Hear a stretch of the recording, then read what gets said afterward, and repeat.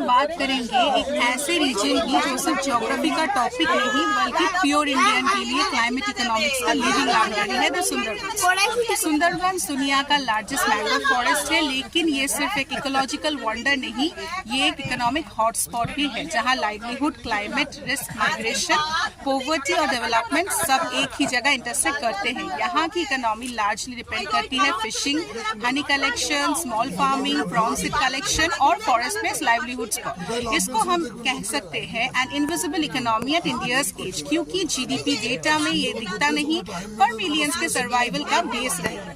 लेकिन एक प्रॉब्लम क्या है? राइजिंग सी लेवल्स और फ्रिक्वेंट साइक्लोन्स जैसे आम्फान, आलिया ने सुंदरबंस की इकोनॉमी को स्ट्रक्चरल रिशिफ्ट कर दिया है। और मैं यहाँ घूम रही हूँ, मैं देख भी रही थी कि यहाँ पे न्यू वेल्स बन रहे हैं जो that is new for that. जमीन सलाइन हो रही है, एग्रीकल्चर कोलैप्स हो रहा है, फ्रेश वाटर स्केर्सिटी बढ़ रहा है, फिशिंग प्रोडक्टिविटी गिर रही है। ये सिर्फ एनवायरमेंट इशू नहीं, ये प्योर तरह से डेवलपमेंट इकोनॉमिक्स का क्राइसिस है। सो इसका डायरेक्ट रिजल्ट क्या है? Climate migration.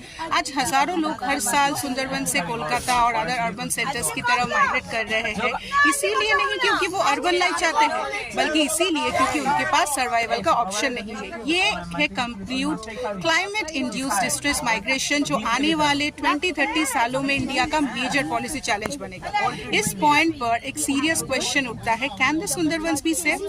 यहाँ कंजर्वेशन और डेवलपमेंट एक दूसरे के इकोनॉमी नहीं है। एक्चुअली इकोनॉमिक्स हमें बनाती है mangrove, natural flood protection, mangrove carbon sinks, mangrove fishery productivity. तो मैंग्रोव कंजर्वेशन एक पब्लिक इन्वेस्टमेंट है, ना ही क्लैरिटी। ये एक रीजन हमें एक परफेक्ट एग्जांपल देता है ऑफ इकोनॉमिक्स ऑफ कंजर्वेशन। अब बात करते हैं पॉलिसी की, तो हम लोगों को मेरिट्स है, डिमेरिट्स है, एप्लीकेशन भी चाहिए। सुंदरबंस आज इंडिया की क्लाइमेट पॉलिसी चैलेंज को एक्सपोज करती है।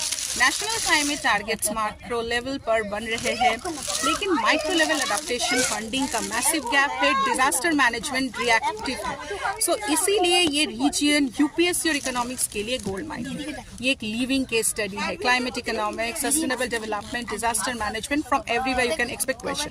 फाइनली सुंदरबंस हमारे लिए सिखाता है सस्टेनेबल डेवलपमेंट का मतलब सिर्फ जीडीपी ग्रोथ नहीं होता। रियल सस्टेनेबिलिटी तब होती है जब वल्नरेबल रीजन सर्वाइव करे, लोकल लाइवलीहुड्स प्रोटेक्टेड हो, नेचर और इकोनॉमी को एक साथ प्लान किया जाए। तो सुंदरबन सिर्फ एक फॉरेस्ट नहीं, ये एक वार्निंग सिस्टम है।